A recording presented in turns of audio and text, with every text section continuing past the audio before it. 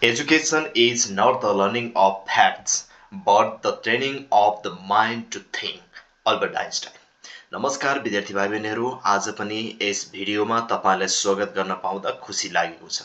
विशेष गरी तपाईलाई सहयोग गर्ने क्रममा नेपाली व्याकरणको मैले आज वाच्य परिवर्तन लिएर आएको छु। यसलाई वाच्य पनि भन्छ, खासमा हामी वाच्य पढेर भन्दछौँ। वाच्यलाई हामीले विभिन्न भागहरूमा गरी मैले यो मेरो युट्युब च्यानलको भित्र मैले कोर्स बनाएको छु। त्यसमा वाच्य परिवर्तनको ए टु जेड राखिदिएको छु। जस्तै भाववाच्य अनि कर्मवाच्य, कर्तृवाच्य छुट्टै छुट्टै मैले भिडियो बनाएर अन्तिममा एउटा भाग छ, त्यस भागमा चाहिँ अभ्यास मात्र राखिदिएको छु। तपाईले जसरी जुन हेर्नु भए पनि तपाईलाई आउँछ, तर तपाईसँग डिटेलमा हेर्ने टाइम छ, मजाले बुझ्ने इच्छा छ, तपाईले जान्ने चाहना छ भनेदेखि तपाईको टाइम भएको खण्डमा, मजाले डिटेलमा बुझ्न चाहनु भएको खण्डमा, तपाईले अझै पनि सहज तरिकाले बुझ्न चाहनु भएको खण्डमा छुट्टा छुट्टै भाग बनाइदिएको त्यो कोर्स भित्र गएर हेर्न सक्नुहुन्छ। यदि एउटै भिडियोमा सबै भइदिए हुन्थ्यो वाच्य परिवर्तनको भन्नुहुन्छ भनेदेखि चाहिँ यो भिडियो तपाईको लागि। जुनै बाटो हेर्नु भए पनि तपाईलाई सहज हुन्छ नै, तर यस भिडियोमा मैले छोटकरीमा राखिदिएको छु। अर्को भिडियोमा चाहिँ मैले डिटेलमा राखिदिएको छु। जुन तपाईलाई सजिलो लाग्छ त्यसलाई नै हेरेर आफ्नो क्षमता विकास गर्नुस्। तपाईको पढाइबाट तपाईको भविष्य निर्माण भएको हुनाले तपाईले जहिले पनि पढाइलाई पहिलो प्राथमिकतामा राख्नु होला, है त। अब हामी ढिलो नगरिकन अगाडि बढिहाल्ने छौं। तपाईलाई भन्नै पर्दा नेपाली व्याकरणको विभिन्न प्रब्लमहरू छ भनेदेखि तपाईले गएर त्यहाँनिर च्यानल भित्र कुन कुन भागमा आएको छैन, डिटेलमा चाहिन्छ कि छुट्टै छुट्टै भिडियो चाहिन्छ, त्यो सबै तपाईले कोर्स भित्रबाट हेर्न सक्नुहुन्छ। अहिले नेपाली व्याकरणको हामीले वाच्यलाई हामीले हेरौं। वाच्य भनेको के हो, वाच्य किन पढ्ने, वाच्य सजिलो तरिकाले कसरी बुझ्ने भन्ने कुरा हेर्नेछौँ। आज यो तीनवटा पक्षलाई चाहिँ मुख्य केन्द्रमा राखेर मैले तपाईले बुझाउन खोजिरहेको छु। ढिलो नगरिकन तपाईले ध्यान दिएर मजाले सुरुदेखि अन्तिमसम्म एउटा पेन अनि एउटा चाहिँ के कापी लिएर राखेर बस्नु होला। खासै नोट गर्नुपर्ने खालको मैले राख्दिन, किनकि सबै कुरा चाहिँ मैले यहीँनिर पस्किसकेको हुन्छु। तर अन्तिममा तपाईलाई गाह्रो लाग्छ भनेदेखि चाहिँ त्यो प्रश्नहरू लेखेर फेरि अभ्यास गर्नु होला। त्यसो गर्नुभयो भनेदेखि परिपक्व बन्नुहुन्छ। अहिले ढिलो नगरी अगाडि बढौं। वाच्यको परिचय विशेष त कक्षा 1 देखि त होइन, यो कक्षा 5-6 देखि छ, 4-5 देखि तपाईले 1 देखि नै हेरे पनि 12 सम्मकोलाई चाहिँ यसले मजाले सपोर्ट गर्छ भन्न खोजेको। वाच्य परिवर्तनको जति नेपाल भरिमा एउटा नियम छ नेपालको नेपाली व्याकरणमा, त्यो सबै नियम चाहिँ यही भित्र छ। तपाईलाई सहज हुने तरिकाले म सरल तरिकाले बुझाउँछु। वाच्य भनेको के हो? क्रियापदले जनाउने कर्ममा, काममा कर्ता, कर्म र भाव मध्ये कसलाई मुख्य बनाएको छ भन्ने आधार बुझाउनेलाई हामी के भन्छौं? वाच्य भन्छौं। भन्न खोजेको वाच्य भनेको भनाइ हो। त्यो भनाइ चाहिँ केमा आधारित छ? कर्ममा हो कि कर्तामा हो कि भावमा हो भनेर देखाउने आधार वा भनाइलाई हामी के भन्छौं? वाच्य भन्छौं। वाच्य भनेको के? गाह्रो छ? छैन। त्यहाँ कर्म पहिलो छ कि कर्ता पहिलो छ कि अथवा भाव पहिलो छ भन्ने कुरा नै यसको मुख्य आधार हो, है। भन्न खोजेको त्यो आधारलाई बुझाउनेलाई नै हामी के भन्छौं? वाच्य भन्छौं। अब यसमा कुनलाई महत्त्व दिएको छ भन्ने कुरा हेर्नुपर्ने छ। अब हामी वाच्य भित्र कर्तृ अनि भाव अनि कर्म यी तीनैवटा हेर्दै गर्दा नै हामी बुझ्ने छौं। अहिले हामीले वाच्यको प्रकार हेरौं। वाच्यको प्रकार चाहिँ नम्बर 1 मा के छ? कर्तृ, अनि अर्को कर्म, अनि त्यसपछि भाव। यी तीनैवटा वाच्यहरू चाहिँ आज हामी हेर्ने छौं। आजको यस बसाइमा पहिलो हामी हेर्नुपर्ने चाहिँ कर्तृवाच्य हो, है। कर्तृवाच्य चाहिँ हामीले कसरी बुझ्ने भन्ने कुरा पहिला सुरुमा हामी ध्यान दियौं, है। जहाँ काम गर्ने व्यक्ति कर्ता मुख्य हुन्छ त्यस्तो वाच्यलाई के भन्छौं? कर्तृवाच्य भन्छौं, है। कर्तृवाच्य भनेको के रहेछ? काम गर्ने व्यक्ति वा काम गर्ने कर्ता मुख्य हुनेलाई चाहिँ के भन्छौं? कर्तृवाच्य भन्छौं। भन्न खोजेको यो काम सम्पन्न गर्ने अथवा क्रिया सम्पन्न गर्ने व्यक्ति वा कर्तालाई हामी के भन्छौं? अथवा त्यसको मुख्य लिडरलाई हामी के भन्छौं? कर्ता भन्छौँ है। जसले काम सम्पन्न गर्छ अथवा जसले काम सम्पन्न कर्ता वा व्यक्तिबाट गरिएर बनाइएको छ भनेदेखि त्यसलाई हामी के भन्छौँ? कर्तृवाच्य भन्छौँ। अब अझै हेरौँ, कर्ता मुख्य हुने वाच्यलाई कर्तृ भन्छौँ। भन्न खोजे काम गर्ने व्यक्ति मुख्य हुनेलाई। नोटमा हामीले हेर्नुपर्ने कुरा, कर्ता मुख्य हुन्छ भने कर्तृवाच्य हुँदो रहेछ। ओके, अब यहाँसम्म बुझ्यौँ। यो कालो लाइनमा भएकोलाई एकचोटि हेरौँ न त। अर्थात् कर्ताको लिङ्ग, वचन, पुरुष आधारका आधारमा क्रियापदको निर्माण हुने वाच्यलाई के भन्छौँ? कर्तृवाच्य भन्छौँ है। त्यो लिङ्गमा पनि हुन्छ, वचनमा पनि हुन्छ, त्यो पुरुषमा पनि हुन्छ र आदरमा पनि हुन्छ। यो चारैवटा फर्ममा चाहिँ यो निर्माण हुने वाच्यलाई हामी के भन्छौँ? कर्तृवाच्य भन्छौँ। फेरि यो कर्तृवाच्यमा मात्र चारैवटा फर्ममा परिवर्तन हुन्छ, भाव र अनि कर्ममा हुँदैन भन्नुहुन्छ भनेदेखि चाहिँ कर्ममा चाहिँ हुन्छ, भाववाच्यमा चाहिँ हुँदैन। यो कर्म र कर्तृमा यो चारवटा फर्ममा चाहिँ हुन्छ। तर विशेष गरी हामीले याद गर्नुपर्ने कुरा, यो चारैवटामा परिवर्तन गर्दा कसरी भन्ने कुरा हेरौँ। लिङ्गमा भाइ गीत गाउँछ, भाइले गीत गाउँछ। कसले काम सम्पन्न गर्यो? गीत गाउने काम चाहिँ कसले गर्यो? भाइले। भाइ चाहिँ के रहेछ? कर्ता रहेछ है। भाइ भनेको के रहेछ? कर्ता रहेछ। यहाँनिर हामीले हेर्दै थियौँ, कर्ता रहेछ। भाइ कर्ता भयो। अब बहिनी गीत गाउँछे, अब बहिनी के भयो? कर्ता भयो। गीत गाउनु चाहिँ के रहेछ? यसको मुख्य विषय चाहिँ काम सक्नु रहेछ, गीत गाउने काम सक्नु रहेछ। त्यो चाहिँ कसले सक्यो? बहिनीले सक्यो। त्यसै हुनाले अब यहाँनिर भाइ अनि बहिनी बुझाएको छैन। भाइ गीत गाउँछ, बहिनी गीत गाउँछे। अब लिङ्गमा जम्मा दुई भागमा विभाजन गरेको छ लिङ्गलाई। पुल्लिङ्ग र स्त्रीलिङ्ग दुईवटा भागमा विभाजन गरेको हुनाले यो दुवैमा परिवर्तन गर्न मिल्ने रहेछ। अर्को हामी हेरौँ वचन है। लिङ्गमा बुझ्नुभयो पुल्लिङ्ग र स्त्रीलिङ्ग है। नपुंसक पहिला थियो। तपाईँलाई प्रश्न आउन सक्छ, नपुंसक पहिला थियो तर अहिलेको व्याकरणमा राखिएको छैन, किनकि त्यसको अर्थ नै अर्कै भएको हुनाले है। अब वचनमा म पोखरा जान्छु है। म पोखरा जान्छु। म भन्ने चाहिँ एकजना व्यक्ति भएको हुनाले यो एक वचन हो। काम चाहिँ कसले सक्यो? म भन्ने व्यक्तिले। यो म नै नभएको भए यो काम पोखरा जान्छु मात्र हुन्थ्यो, यो अर्थ स्पष्ट हुँदैन थियो। अब काम सक्ने चाहिँ के रहेछ? म, कर्ता चाहिँ म भयो। हामी पोखरा जान्छौँ, हामी पोखरा जान्छौँ। यहाँ के छ? प्लुरल छ हैन त। भन्न खोजेको यसमा बहुवचन छ। भन्न खोजेको एकभन्दा बढी जनाएको छ हामीले हैन। अब हामीले हेरौँ, एक वचन र बहुवचन गरेर दुईवटा कुराबाट अथवा एक वचन र बहुवचनमा परिवर्तन गरेर वचनको आधारमा पनि यसरी वाक्य बनेको छ। अर्को हेरौँ, पुरुष। मैले खेल जितेँ, म प्रथम पुरुष भयो। तिमीले खेल जित्यौ, यो द्वितीय पुरुष भयो। अर्को, उसले खेल जित्यो, यो के भयो? तृतीय पुरुष भयो। भनेपछि यहाँनिर जम्मा हामीले केमा देख्यौँ? प्रथम पुरुष, द्वितीय पुरुष, तृतीय पुरुष सबैबाट बनेको छ। केमा? मैले, तिमीले, उसले भन्ने कर्ताले काम सम्पन्न गरेको छ हैन त। अब आधारको आधारमा हेरौँ, पुरुषको आधारमा पनि बुझ्नुभयो होला। प्रथम पुरुष, द्वितीय पुरुष, तृतीय पुरुष। इङ्ग्लिसमा के छ? First person, second person, third person भन्ने हुन्छ हैन त। अब आधारको आधारमा यो सामान्य आधार, त भनेको सामान्य आधार, निम्न आधार अथवा अनादर पनि भन्छ यसलाई हैन। अब यो तीनवटा नामबाट बुझाउने चाहिँ त भन्ने एउटा शब्द छ अथवा अक्षर भन्न खोजेको यो सर्वनाम छ, कर्ता छ हैन। यसमा हामीले बुझ्नुपर्ने कुरा, त आज विद्यालय जा, काम सम्पन्न तले गरेको रहेछ, विद्यालय जाने काम सकेको रहेछ। तिमी आज विद्यालय जाऊ, यो के छ? कर्ता को छ? तिमी छ, यो मध्यम आधार। अर्को, तपाईँ आज विद्यालय जानुहोस्। अब विद्यालय जाने काम कसले सक्यो? तपाईले। भनेपछि निम्न सामान्य आधार, मध्यम आधार र उच्च आधार गरी तीनवटा आधारमा यो सम्पन्न भएको छ है। अब अति उच्च आधार पनि हुन्छ नेपाली व्याकरणमा देखेँ भन्नुहुन्छ भनेदेखि चाहिँ कुनै व्याकरण किताबमा मानिसहरूले अथवा लेख्ने प्रकाशक अथवा लेखकले चाहिँ अति उच्च आधार भनेर पनि लेखेको छ, तर यो सबैमा मान्य हुँदैन।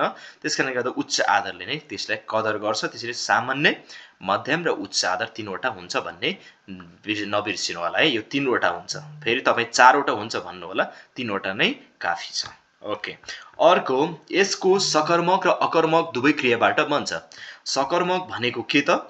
जहाँ क्रियाले कर्म लिन्छ त्यसलाई हामी के भन्छौँ? सकर्मक भन्छौँ। सकर्मक भनेको नै सकारात्मक भन्न खोजेको, त्यसले लिएको भन्न खोजेको, यो पोजिटिभ हैन त? अब सकर्मक भनेको इङ्ग्लिसमा चाहिँ अब्जेक्ट भन्छ हैन? अब्जेक्ट भनेको के हो भन्ने कुरा यहाँ उदाहरणबाट हेरौँ। मैले किताब पढेँ। मैले कर्ता भयो, पढेँ क्रियापद भयो। अब किताब चाहिँ के भयो? कर्म भयो हैन त? मैले किताब पढेँ, यहाँ कर्म भयो। अर्को पट्टि हेरौँ। अकर्मक भनेको चाहिँ के रहेछ? जहाँ क्रियाले कर्म लिँदैन त्यस्तो क्रियालाई हामी के भन्छौँ? अकर्मक भन्छौँ। भन्न खोजेको अब्जेक्ट नलिने क्रियालाई हामी के भन्छौँ? अकर्मक भन्छौँ। जस्तै कसरी छ? राम सुत्यो। अब राम सुत्यो को ठाउँमा राम घरमा सुत्यो गऱ्यो भनेदेखि चाहिँ यो के बन्थ्यो? यो चाहिँ सकर्मक बन्थ्यो, किनकि घर चाहिँ के भयो? कर्म भएर आउँथ्यो। अथवा यहाँनिर यसैको चेन्ज गरी हेर्छु, देखाउँछु। मैले किताब पढेँ। अब यो किताब हटाएर मैले पढेँ मात्र गऱ्यो भनेदेखि यो अकर्मक बन्थ्यो। तर मैले किताब पढेँ भनेपछि यो किताब चाहिँ कर्म लिएको हुनाले यसलाई सकर्मक भन्छौँ हैन त? यो अकर्मक बनाउँदा मैले पढेँ, सकर्मक बनाउँदा यो जस्ताको तस्तै। अब रामले भात खायो, के भयो? सकर्मक भयो, किनकि भात कर्म छ। बच्चा रोयो। बच्चा के कारणले रोयो भन्ने कस्तो कारण केही छैन यहाँनिर, जस्ट रोयो हैन? यहाँनिर कर्ता र क्रिया मात्र छ। यहाँनिर चाहिँ कर्म पनि छ। हो, उसले खेल जित्यो। यहाँनिर के छ? पानी बग्यो। पानी कुलोमा बग्यो भनेको भए चाहिँ कुलो के हुन्थ्यो? खोलामा बग्यो, कुलोमा बग्यो, अथवा बाटोमा त्यो भाँडोमा झर्यो भने भनेदेखि चाहिँ यो के हुन्थ्यो? यो अकर्मक बन्थ्यो। भनेपछि हामीले हेर्नुपर्ने कुरा, जसले कर्म लिन्छ त्यस कर्म लिनेलाई हामी सकर्मक क्रिया भन्छौँ। अनि यो कर्ता कर्तृवाच्य चाहिँ सकर्मक र अकर्मक दुवैमा बन्दो रहेछ भन्ने बुझ्नु पर्यो। यसमा कर्म नै छैन, यसमा कर्म छ। जस्तै कर्म के छ? किताब, भात, खेल छ हैन? यसमा चाहिँ छैन। यसरी सकर्मक अकर्मक दुवैमा बन्छ। अब कर्मवाच्य हेरौँ। यो कर्तृवाच्यहरू हामीले बुझिसक्यौँ। अब कर्मवाच्यमा हेरौँ। सरी, कर्मवाच्यमा के भनेको छ भनेदेखि, जहाँ काम गर्ने वस्तु वा व्यक्ति कर्मलाई मुख्य बनाइन्छ त्यस्तो वाच्यलाई हामी के भन्छौँ? कर्मवाच्य भन्छौँ। जहाँ काम गर्ने व्यक्ति वा वस्तुलाई मुख्य बनाइन्छ नि त्यसलाई के भन्छौँ? कर्मवाच्य भन्छौँ है। कर्मवाच्य भनेको कामलाई पहिलो प्राथमिकता दिने, कर्मलाई पहिलो प्राथमिकता दिनेलाई कर्मवाच्य भन्छौँ है। कसरी भन्नु होला? कर्म मुख्य हुने वाच्यलाई कर्मवाच्य भन्छौँ। कर्मवाच्य मुख्यमा केलाई प्राथमिकता दिन्छ? कर्मलाई प्राथमिकता दिन्छ। जस्तै कसरी भन्नु होला? यो सकर्मक क्रियाबाट मात्र बन्छ है। कर्मवाच्य भनेको यही हो। यसले कर्म लिन्छ भन्नुको कारण नै यो भात, किताब, खेल लिए जस्तै गरी यहाँनिर कर्म लिन्छ है। यसले कर्म लिने काम गर्छ, त्यसैले यसलाई कर्मवाच्य भन्छौँ है। सकर्मक क्रियाबाट मात्र बन्छ। सकर्मक भन्न के खोजेको? भाइले खेल खेल्यो। भाइ खेल खेल्यो हैन? भाइ खेल, खेल चाहिँ के भयो? कर्म भयो। भाइ चाहिँ कर्ता भयो। अनि खेल खेल्योको चाहिँ, खेल्यो चाहिँ के भयो? क्रिया भयो। भाइ खेल खेल्यो, खेल चाहिँ के भयो? कर्म भयो। हो, त्यसैले यो सकर्मक भनेका थियौँ नि अघि। हो, त्यो सकर्मक क्रियाबाट मात्र बन्छ। कर्मवाच्यको कर्तामा द्वारा लाग्छ, क्रियापदमा ई लाग्छ। कर्तामा चाहिँ जहिले पनि सब्जेक्टमा चाहिँ द्वारा लाग्छ र अन्तिमको क्रियापदमा चाहिँ के लाग्छ? द्वारा लाग्छ। जस्तै कसरी भन्नु होला? माथि पहिला हेरौँ। कर्म काल, लिङ्ग, वचन, पुरुष आदरका आधारमा क्रियापदको निर्माण हुने वाच्य नै के हो? कर्मवाच्य हो। जस्तै कसरी भन्नु होला? मद्वारा भाइ पिटियो। अब मद्वारा कर्तामा द्वारा लाग्छ भनेका थियौँ नि हैन त? कर्तामा द्वारा लाग्छ र क्रियापदमा ई लाग्छ। हो, यो चाहिँ यहाँनिर म चाहिँ कर्ता भयो, द्वारा लाग्यो, अनि पिटियो भनेको चाहिँ यहाँ ई लाग्यो। कसरी ई लाग्यो भन्नु होला? पिट प्लस इयो पिटियो। पिट प्लस इयो पिटियो है। अब मद्वारा बहिनी पिटी। मद्वारा म कर्ता भयो, बहिनी के भए? कर्म भयो, अनि पिटी चाहिँ के भयो? क्रिया भयो। अब यसमा सकर्मक क्रियाबाट मात्र बन्छ भन्नुको कारण नै के रहेछ? कर्म लिनेलाई सकर्मक भन्छौँ। बहिनी कर्म, भाइ कर्म। बुझ्नुभयो कुरा? ओके।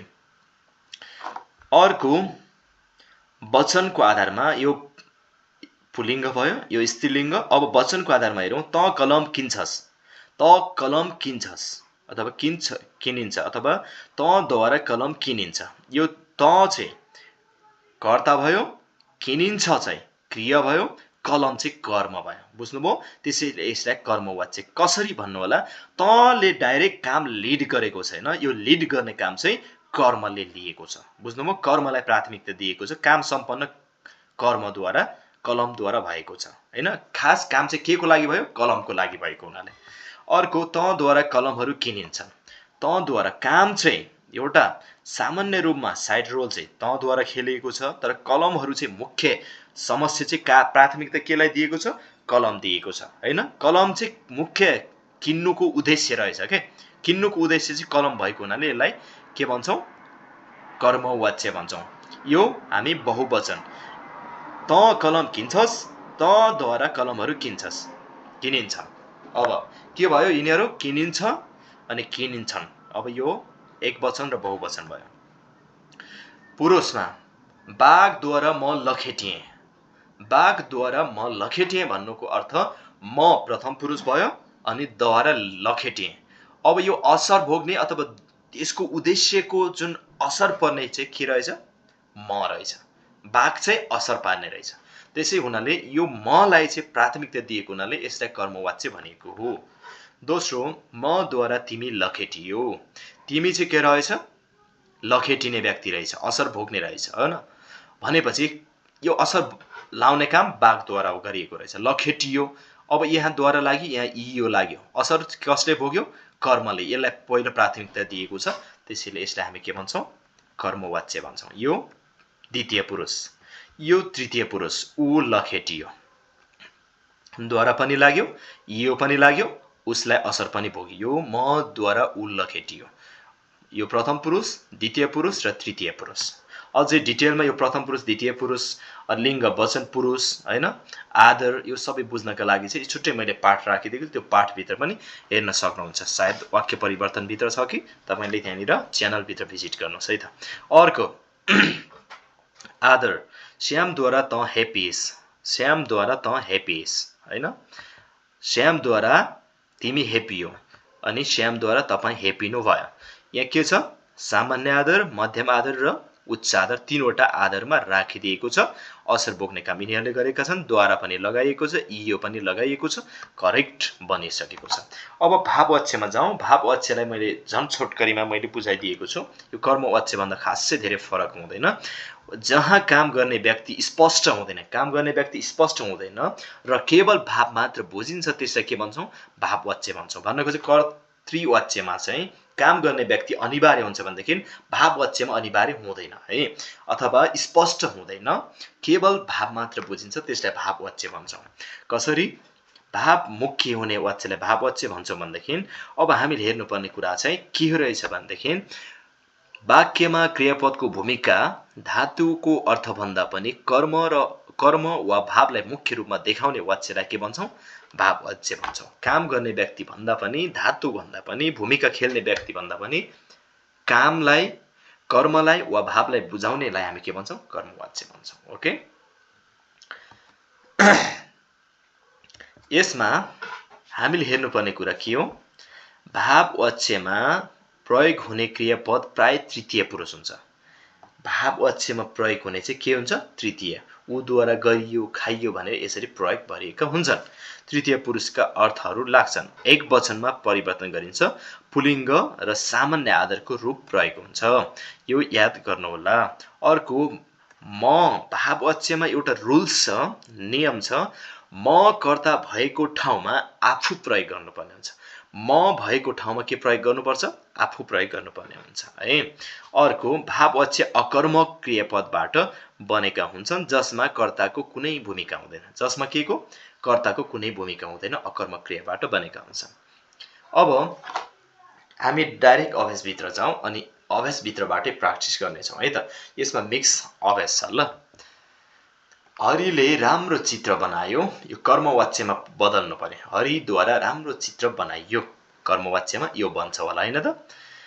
अर्को, आमाद्वारा खाना पकाइन्छ यो अलरेडी केमा छ कर्मवाच्यमा छ यसलाई कर्तृवाच्यमा परिवर्तन गर्नुपर्ने छ के भन्छ ल भन्नुस् त तपाईले म टाइम दिन्छु तपाईले प्र्याक्टिस गर्नुस् आयो सायद आयो होला आएन भनेदेखि हेर्नुस् आमाले खाना पकाउनुहुन्छ अथवा आमा खाना पकाउनुहुन्छ ओके म तुरुन्तै घर जान्छु यो केमा छ कर्तृवाच्यमा छ यसलाई भाववाच्यमा परिवर्तन के गर्दा के हुन्छ आफू तुरुन्तै घर गइन्छ बुझ्नुभयो अथवा आफू तुरुन्तै गइन्छ गर्दा मात्र पनि हुन्छ है किनकि यसमा यो कर्म अनिवार्य छ भन्ने हुँदैन ल उनीहरू फुटबल खेल्छन् कर्मवाच्य चाहिँ केमा लाग्नु पर्यो उनीहरूद्वारा फुटबल खेलिन्छ ओके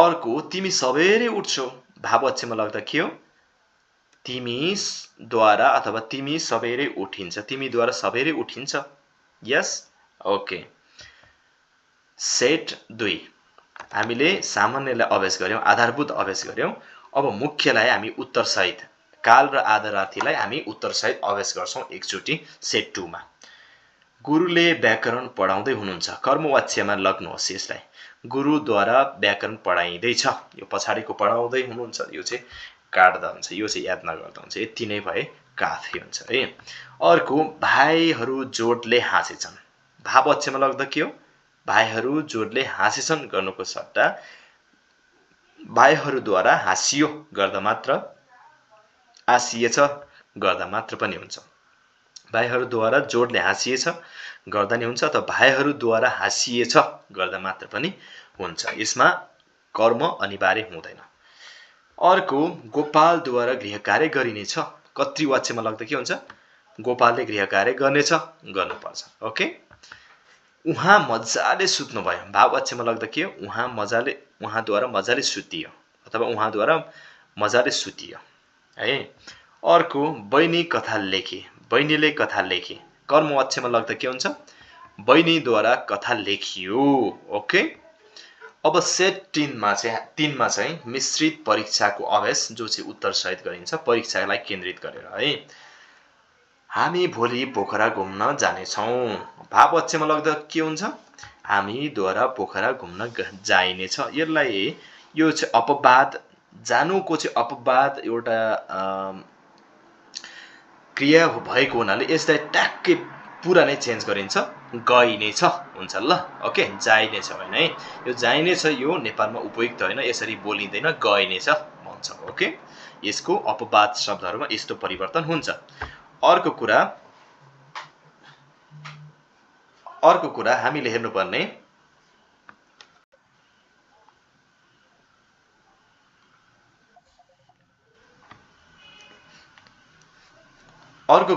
हेर्नुपर्ने मुख्य चाहिँ के छ भनेदेखि यसमा शिक्षकद्वारा विद्यार्थीहरूलाई दण्ड दिइयो अब यसलाई कर्तृवाच्यमा लाग्दा के हुन्छ शिक्षकले विद्यार्थीलाई दण्ड दिनुभयो यो यसरी आउँछ ओके नेक्स्ट वान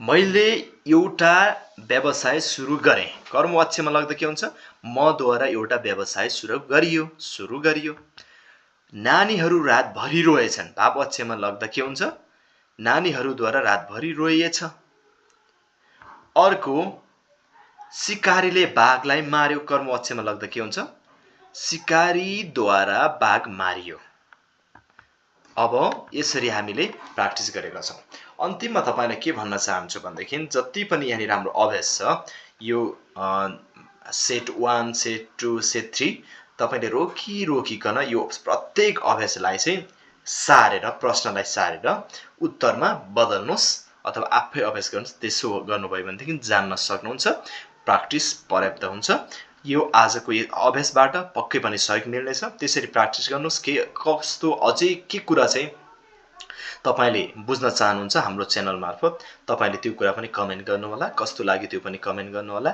र तपाईको परीक्षाको लागि सिरियस हुनुस् म अन्तिममा एउटा फेरि भनाइ दोहोर्याउन चाहन्छु education is not the learning of facts but the training of the mind to think. Albert Einstein. Thanks for watching. See you in next video. Okay, bye.